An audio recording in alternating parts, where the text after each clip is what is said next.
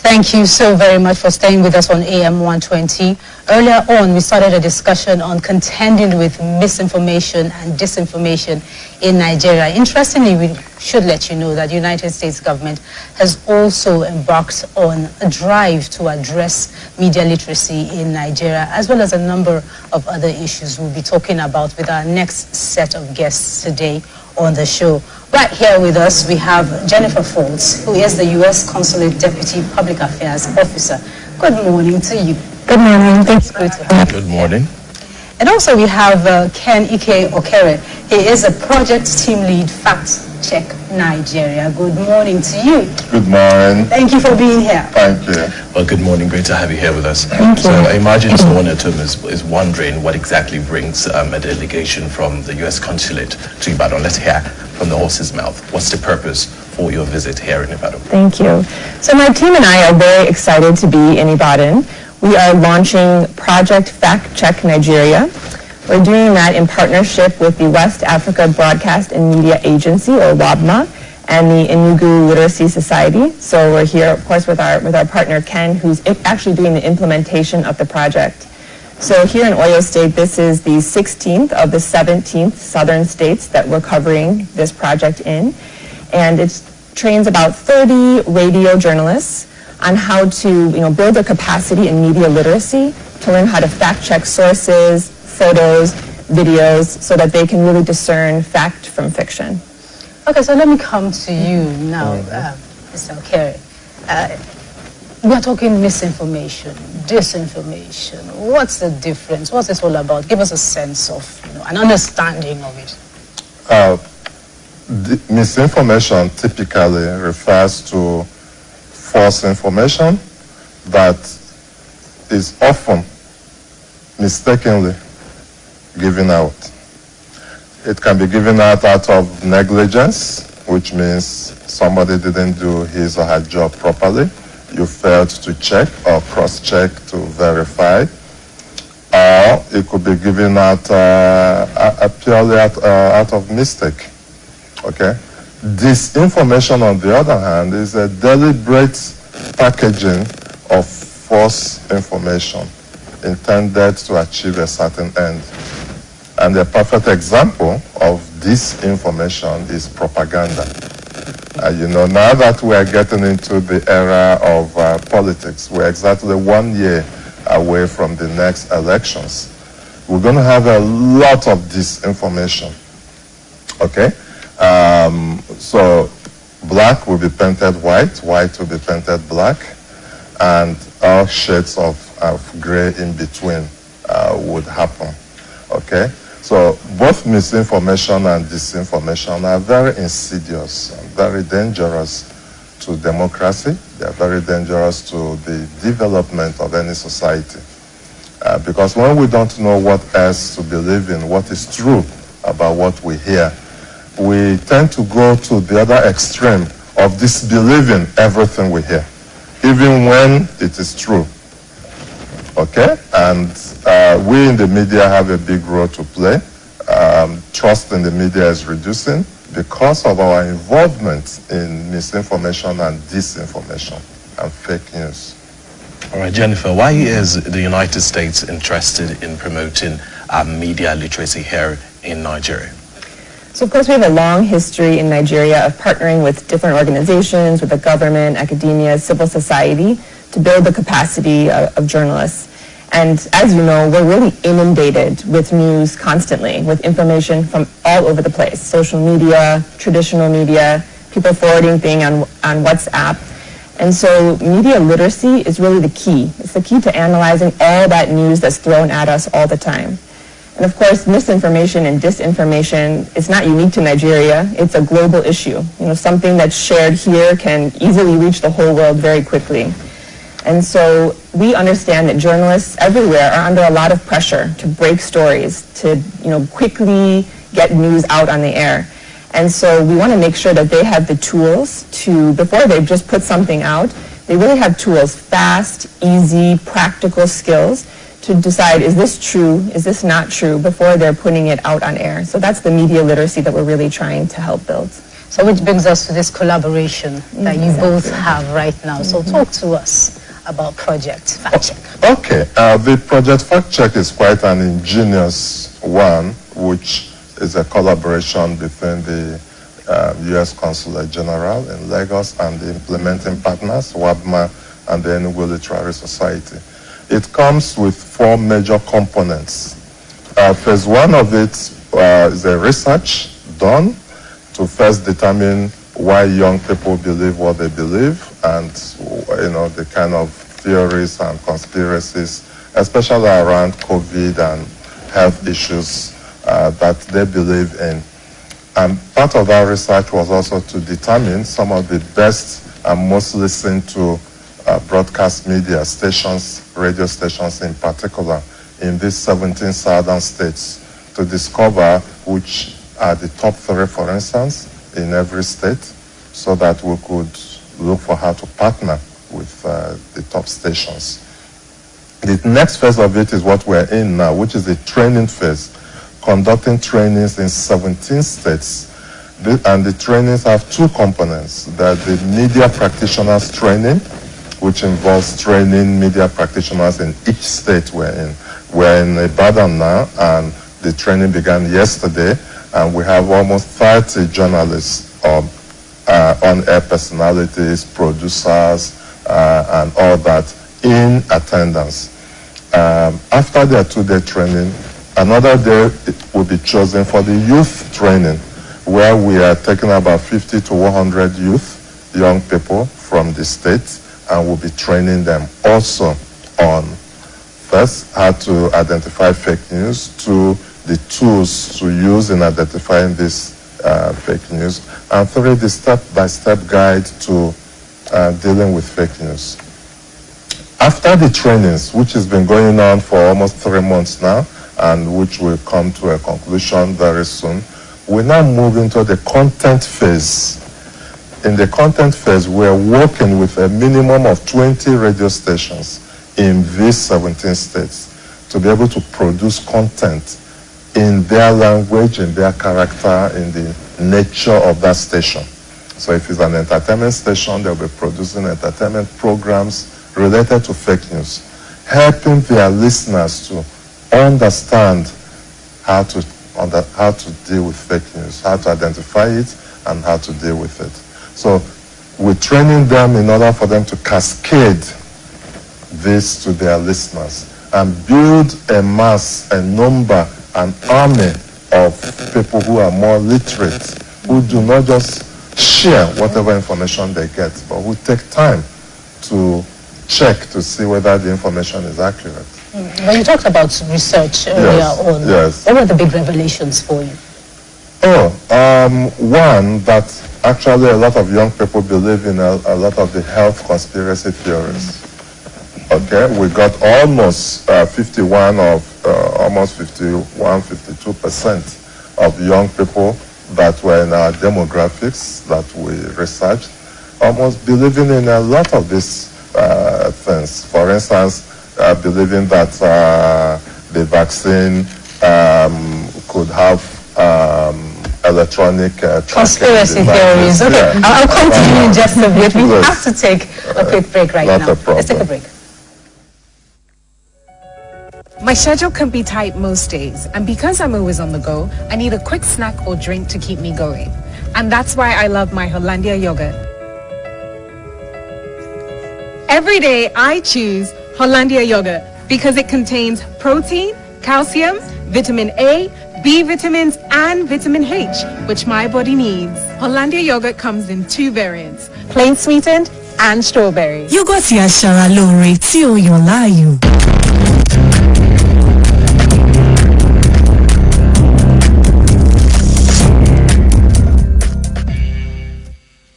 Thank you for staying with us on AM 120. We are talking contending with misinformation and disinformation, and it's been described as a pandemic. Well, Mr. Okere, before I butt in there at that time, you were giving us, some of the big issues that were unearthed as a result of research earlier on. Yes. A lot of young people believe the health conspiracy theories, whether it is regarding the vaccine or whether it is regarding the COVID itself.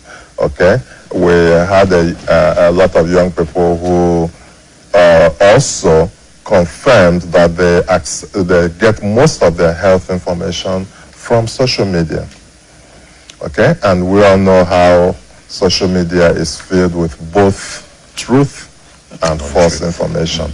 Okay, unfortunately, the false information spreads faster. It tends to be more sentimental, it tends to be more sensational, and it tends to appeal to people's unconscious biases. And you tend to be attracted to that which you believe in more. So those who believe in those conspiracy theories will get to get a lot more of those kind of things on social media. You know. We've been talking about dealing with fake news here in Nigeria for quite some time, and there was a number of bills that were controversial, social media bill, just finding a way to at least reduce the circulation of fake news, talking about regulation.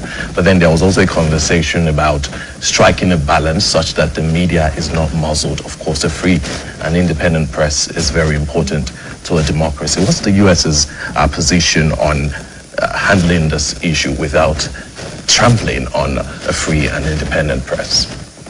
Of course, a lot of our programs are targeted at supporting a free and independent media, and that's why we do trainings like this one, like Fact Check Nigeria. We really understand that journalists are on the front lines. They're like the first responders to information that's coming in. And from my conversations with them, I understand that they really want to be able to discern fact from fiction. They want to be able to put truthful news out there. Just as the viewers themselves, they want to trust the media. They want to know that what they're getting is true. And so that's why we're really excited to partner with Wabma, because this is a very practical training. It's not theory, it's not ideas. It's actually learning which tools, which I learned yesterday, some of them are free, they're very fast, so within minutes you can tell if a photo is accurate or a video is accurate or not. And so those are skills that they can take back. So last night I got to talk to some of the journalists who joined the training. They're so excited. You know, they're very committed to their craft. They really want to be the best in their field. And so now of course they have different ways they're trying to do fact checking, but it can be time consuming. You know, some stations don't have many staff to do that.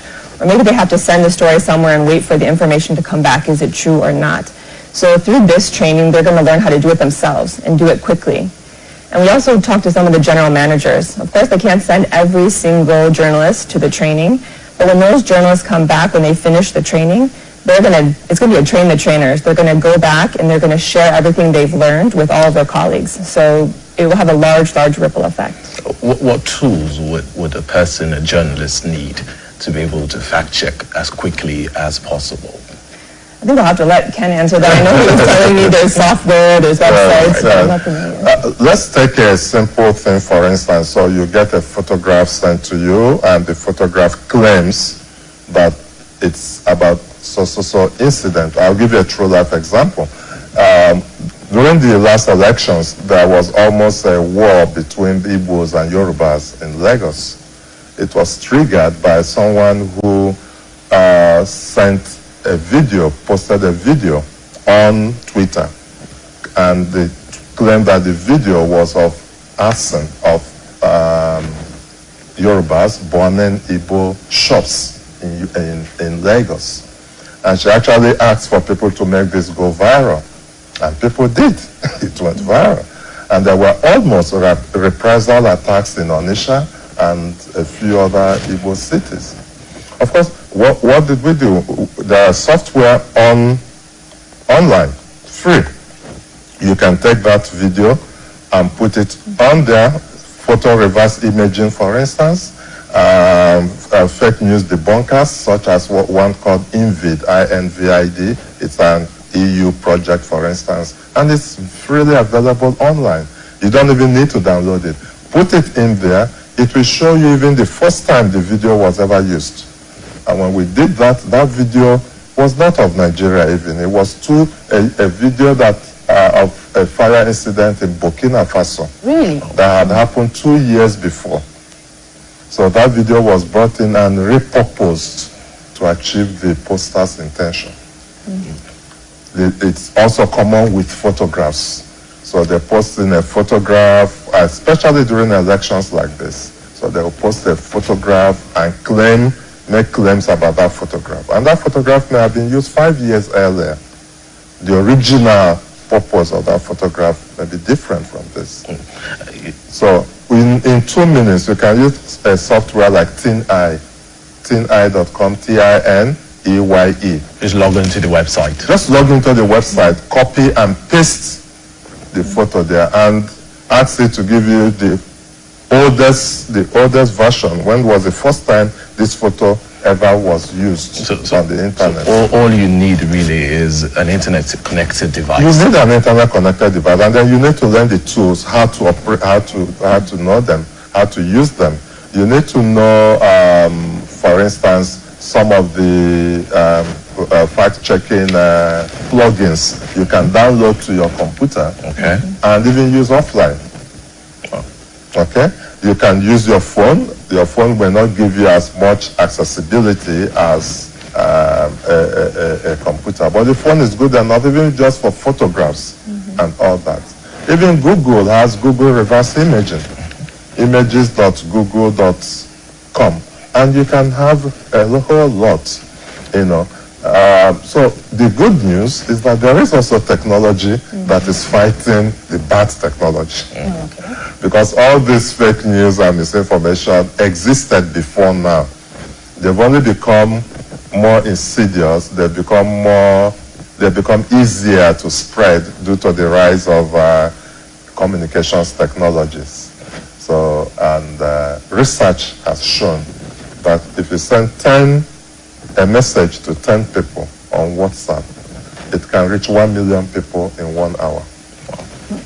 So, Jenny, we have to say, what's the interest right now of the United States, particularly for Nigeria, in talking about media literacy? What's the big idea behind it? So this is not something new that we've been doing for many, many years. We've been offering training to journalists. Anytime we meet with journalists, that's what they ask for. They want training, they want capacity building. And so we've trained hundreds and hundreds of journalists across Nigeria on so many different topics. This is a popular topic, fact-checking, but we've also done investigative journalism, health reporting, defense and security reporting, media ethics. So we do things in country. We do webinars, seminars, workshops. And then, of course, we also do some U.S.-based training. So we have the International Visitor Leadership Program, and that's a professional exchange program where we send different professionals, and sometimes it's journalists, to the United States to interact with their counterparts, to visit different institutions, so they can learn the skills or the technology, what we're doing in the United States, but also share what they're doing in Nigeria, and then bring it back to their stations and their colleagues here. We also have the Foreign Press Center International Reporting Tour. So there are options for us to do trainings here in Nigeria as well as trainings in the United States. Obviously, this is something that will benefit Nigerians and the press in Nigeria. But then a lot of people will be asking, why the drive coming from the U.S.? So we partner with our Nigerian counterparts on so many issues. Of course, it's not just media literacy, it's not just journalism. We do health, we do education, we do women's empowerment, entrepreneurship. And I think that question comes up a lot, what's in it for the United States? But of course, Nigeria is a very strategic partner of the United States, not just in Africa, but globally. And so obviously when the population of Nigeria, when the capacity is built of all different professions, it builds Nigeria's economy and makes it a stronger partner of the United States. All right, let me come to you, Ms. Alkeri. Ms. Alkeri, how do people or journalists or broadcast organizations really key into this? This is a drive, you have initiated this, but then beyond this, how do others key into it? Yes, we are asking, and people can reach us through any of our implementing partners. Wabma is at wabma.org, wabma.org. That's the West Africa Broadcast Media Academy. Okay, they can also reach us through the U.S. mission in Nigeria. U.S. mission in Nigeria is at U.S. in Nigeria, U.S. in Nigeria. So Enugu Literary Society, which is a major implementing partner, is at Enugu Literary. People can reach us. We can do these trainings to different organizations, and money should be no object. We are really interested in helping and can really go out of our way to help. We're also going to continue doing some of these trainings online, okay, so we don't actually have to come there physically. But they can reach us, they can access me, I'm online every time and anywhere at Ken, E-K-K-E-N-I-K-E 1. So they can reach us. By the way, and this is important, a major outcome of this project would be a fact-checking website. Okay, the site is already active, but it's going to be fully launched as we round up this project in a couple of months. In that fact-checking website, we will be producing radio content, television content, and online text content. And any station or anyone can download these things for free. We will be debunking news every week. So we'll take trending information of the previous week or this week and debunk it. We'll also be sending to our partner stations, in addition to what they will develop, because we want them to develop their own content in the character and nature of their station. Okay, BCOS, your AM program is a news-based breakfast show. So you should have a segment in it, for instance, even if it's 5 minutes, where you can debunk fake news of the previous week or of this week that is trending. We already know several that's trending. There's one of Shiwaju and so-called wetting of pants and all that. This is what media should do to bring back trust. People should be able to be tuning in to BCOS, to Premier FM, Fresh FM, or Splash and all this, to check to see whether what they saw on their WhatsApp is true or false. You know, one thing we also often see, especially as elections are coming in, is that false quotes attributed to popular individuals. How do we handle That's such? a funny one I'll show them today, where Abraham Lincoln was attributed to say the quote of social media is going to destroy the whole world. And that's Abraham Lincoln of 200 years ago. And sometimes when I share it and put it on screen, I ask people, do they think it is true? They say yes. They actually think Abraham Lincoln said that, you know. And yet this was a man that lived more than 200 years ago when there was no social media. Okay. So it's all about media literacy. We have to take this message further away. In my view, it should be part of our school curriculum from senior secondary school, as indeed it is in Scandinavian countries, where this is taught from school in schools. And so children grow up into adulthood already being media literate. I hope you know that many of us here are graduates, have degrees, even PhDs, but we're not media literate. We just receive, we assume it is true, and we share. In 99.9% of the times, it is not true. It is false. All right. But Jenny, we have to say that, you know, what kind of collaborations should we be seeing right now with the between the media, governments, and the citizens to address misinformation and disinformation? So maybe I'll mention some of the other ongoing projects we have so that your listeners are aware of maybe things we have beyond our media programming. I thank Ken for mentioning you should be following us, all the viewers, at US in Nigeria. That's on Twitter and Instagram, US Mission in Nigeria on Facebook, and then our website is ng.usembassy.gov. And that's actually a fact-checking tool too. If you see .gov, you know it's a legitimate US government site. So there are many sites out there, maybe .com, that are not our sites. But I want people to follow us and to check our website because we have so many opportunities for people of all ages and all backgrounds across Nigeria. Right now we have 3 programs that are open for application. The first one is very, very cool. It's called the Foreign Language Teaching Assistant Program. And people are always surprised by this one because we're looking for teachers to go to the United States to teach university students, American university students, about Yoruba culture, language, food, dress, and it's a very popular program. So if anyone is interested in that one, they should check that out. We also have 2 Fulbright programs, the visiting scholar and student programs that are open. So for young faculty or for scholars who are interested in research or doctoral studies in the United States, they can check out those programs. And anytime we have openings or application process for example, our Tech Women program, our Academy for Women Entrepreneurs, we advertise very early there and ask people to apply. So please follow us on social media, check our website for all of these opportunities. Yeah, but then also we have to say, that engagement that we would expect also with the government beyond, people coming to your sites and finding a thing or two to do there. But, what's the government, how do we, draw in the government, people, the media into all of this in one seamless collaboration to address this problem that has been of concern to you? So I think if I'm understanding your question, you're asking about how we engage the Nigerian government. Not just the Nigerian government, but government, the media, and the people, what kind There's of synergy. So working together. The U.S. mission has so many agencies. We're very, very broad. So we work on the same goals, but from many different angles. So maybe my angle with the public affairs section is engaging with our partners to do media capacity building, and that's what we're doing.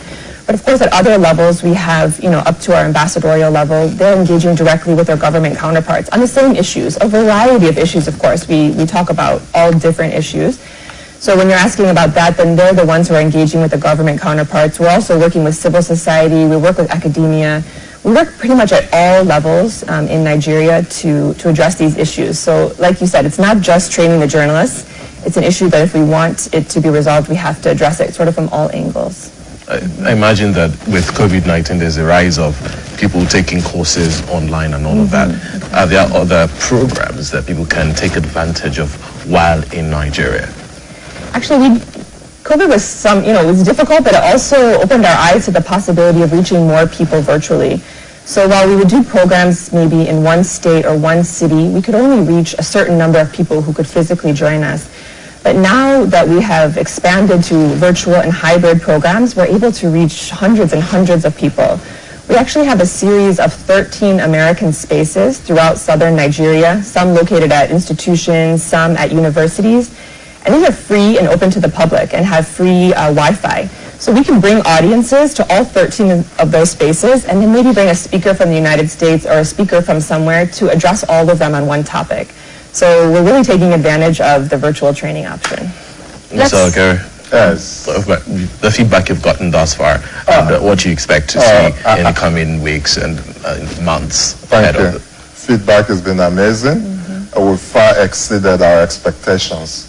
The project goals, one of the project goals was to train 170 journalists in the 17 states and a total of 1,000 young people. I can assure you that as we're rounding up in the couple of weeks, the training component, we will have done about 2,000. What's the selection process for these 1,000 young people? People would like to know. Excellent. We have state coordinators in every state, and then we send out information on social media where the young people operate. And we have people indicating interest and going online to register for these courses. So we actually have a Google form online that you take a questionnaire, and so we get data also about you and about your interests, and you answer our questions, and then you indicate whether you're interested in a fact-check training. And all over we have more than 2,000 interests. And so far, we're reaching about 2,000. By the time we end in a few weeks, we would have done way over 2,000 people directly impacted. And beyond? And beyond that, they're all also part of our fact-checking groups on WhatsApp. For instance, all the people we're training in Oyo are going to be in a group called Fact Checkers of Oyo State. So they're not just going to be discussed. No, they're not going to be. We're going to carry them forward and be working with them. Competitions will be coming up. The Literary Society is going to be doing a fact-checking competition online. People will produce drama skits, poetry, and all that. And some of the best in each state will win good awards. Okay, so there's a lot to look forward to. You say, Kenny K. thank you so much for talking to us today. He's a project team lead, Fact Check Nigeria. And also we have to say a very big thank you to Jennifer Foltz, who is the U.S. Consulate Deputy Public Affairs Officer. It's been a pleasure talking to you today. Thank you so much. Thanks for joining us also. All right, we'll take a break right now on the show.